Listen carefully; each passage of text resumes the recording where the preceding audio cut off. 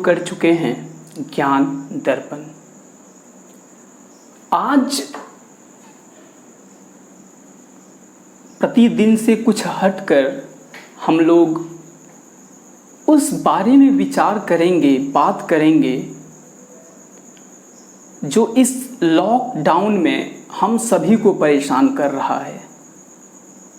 हर व्यक्ति परेशान है कि आखिर ऐसा क्या हो रहा है इस दुनिया में जिसकी वजह से हर इंसान परेशान है। हमें इन बातों को समझना पड़ेगा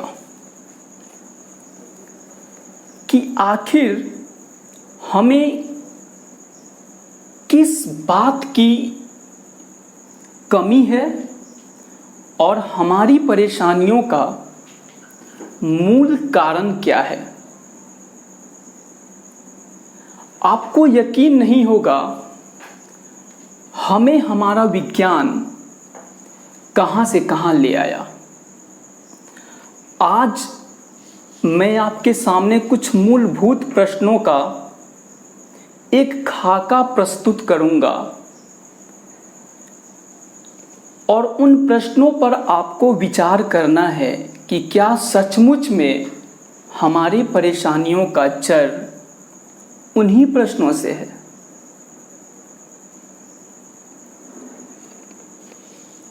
पहले वो कुएं का मैला कुचैला पानी पीकर भी हम सभी 100 वर्ष जी लेते थे, लेकिन आज आरओ का शुद्ध पानी पीकर भी हम 40 वर्ष में बूढ़े हो रहे हैं। पहले वो घानी का मैला सा तेल खा के बुढ़ापे में भी मेहनत कर लेते थे। आज हम डबल ट्रिपल फिल्टर तेल खाकर जवानी में ही हाफ जाते हैं। पहले वो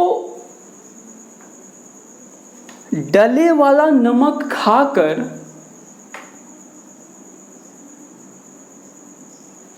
बीमार ना पड़ने का पूरा विश्वास होता था, लेकिन आज आयोडीन युक्त नमक खाने के बाद भी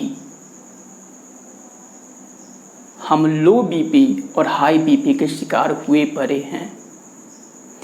पहले नीम, बबूल, कोयला से अपने दांतों को साफ कर चमकाते थे, लेकिन आज हमारे कोलगेट में नमक होने के बाद भी हम प्रतिदिन डेंटिस्ट के चक्कर लगाया करते हैं।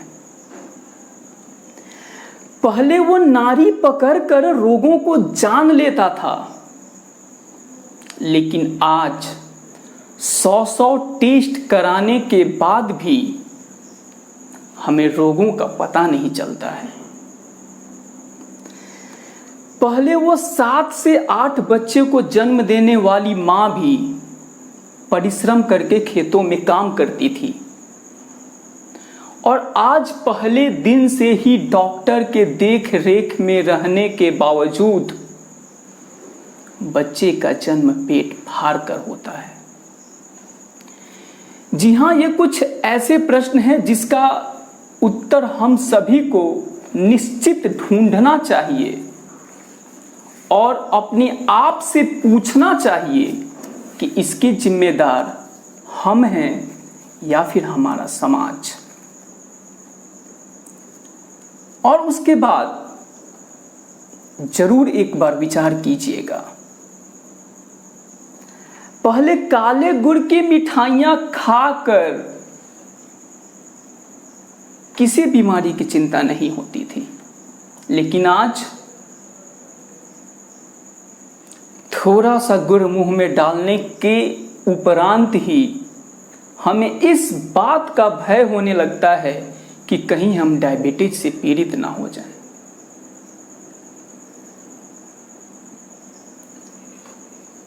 पहले बुजुर्गों के घुटने नहीं दुखते थे, अब जवान भी घुटनों और कंधे के दर्द से कराहते हैं।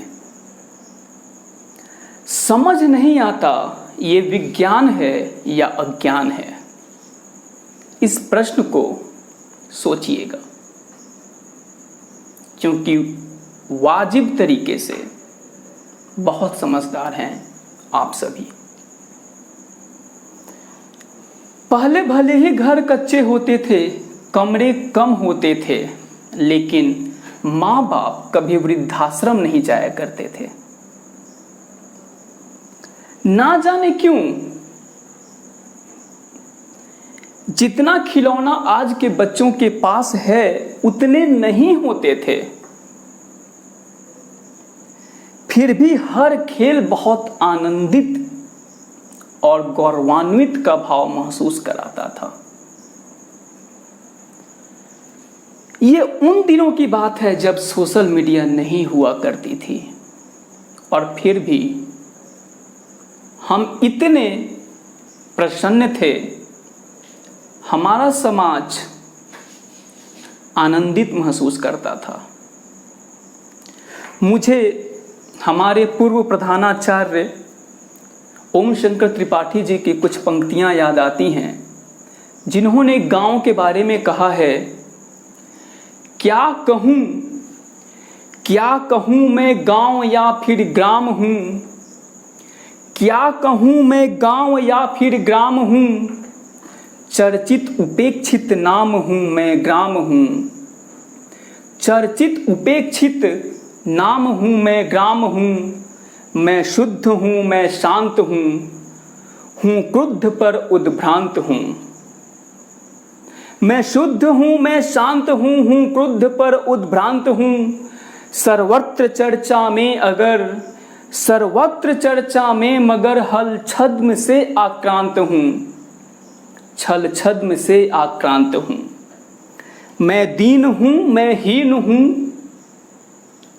मैं दीन हूँ मैं हीन हूँ, हर जेहन में आसीन हूँ, है तो सुबह का शोर लेकिन सत्य यह मैं शाम हूँ, मैं ग्राम हूँ मैं ग्राम हूँ। इन पंक्तियों में हमें निश्चय ही उस गांव की खूबसूरती का वर्णन बहुत अच्छे तरीके से समझ आती है। उन पंक्तियों को भी याद कीजिए जिसमें हम लोग कभी गुनगुनाया करते थे,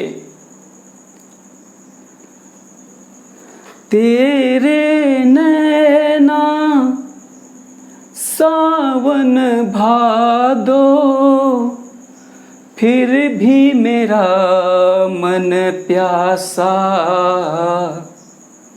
फिर भी मेरा मन प्यासा।